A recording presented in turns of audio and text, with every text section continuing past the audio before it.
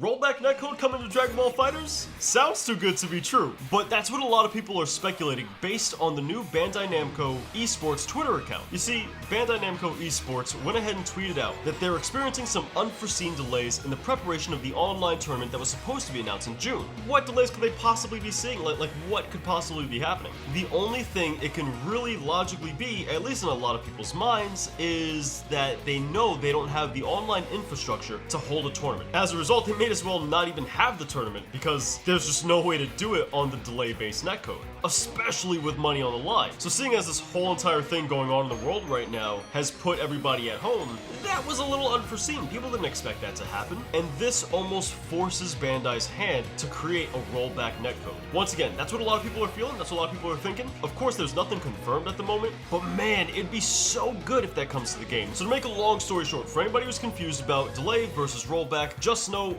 rollback netcode is a lot more reliable, especially when you're having players across vast distances. Delay-based netcode, on the other hand, it's pretty reliable over a small distance. It's not so good against vast distances between players. But this, I imagine, is a lot of work. Now, I'm not a game developer, I don't know what it takes in order to go ahead and make something like that. I imagine it's quite a bit of ambitious work that needs to be done, but we also don't know when they started doing this. We also don't know when they began working on this. The second people had to stay home, they could have began working on this. We just simply don't know. And depending on when they might have started, we could possibly see that into the game. Now, I do want to tie this into the DLCs, because check this out. Some people don't think there's going to be a Season 4 of Dragon Ball Fighterz, while others wholeheartedly believe there's a 4th season of Dragon Ball Fighterz. I'm one of those people. I think there's going to be a Season 4. Just because this game is so successful and it's so beloved, and it's one of the best fighting games out there right now. That in itself warrants a Season 4. But if you're still on the fence about it, check out this scenario. Let's just say, for example, they do introduce rollback netcode into the game. They're not going to do that if they didn't plan for the game to live beyond that point. Like, why introduce rollback netcode and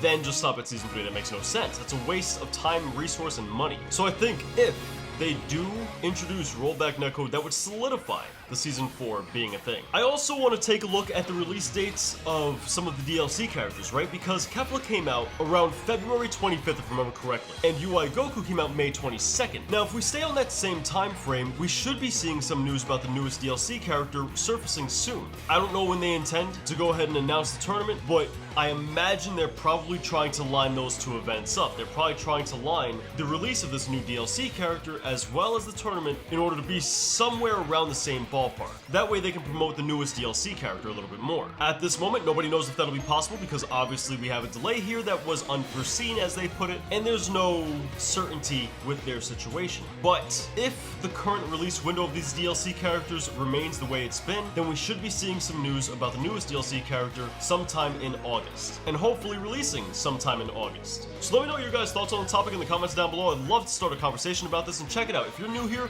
you're going to want to subscribe. We cover all and any news regarding this game. We have combo tutorial videos as well as really fun ranked matches. This really, honestly, is just a community full of people that love the game, and we just like to have a good time together. I hope to see you guys in the next one. Peace.